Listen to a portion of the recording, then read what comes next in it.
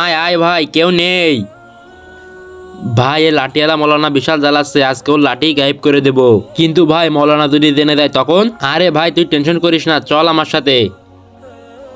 আরে এখানে তো আমার লাঠি রেখে গিয়েছিলাম, আমার লাঠি কোথায় গেল?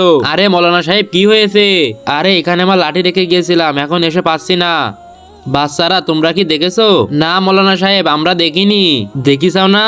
তাহলে এখান থেকে লাঠি কে নিয়ে গেল? ভাই লাঠিওয়ালা মৌলানার সব শক্তি এই লাঠির ভিতরে, আজকে এই লাঠি ধরাই দেব।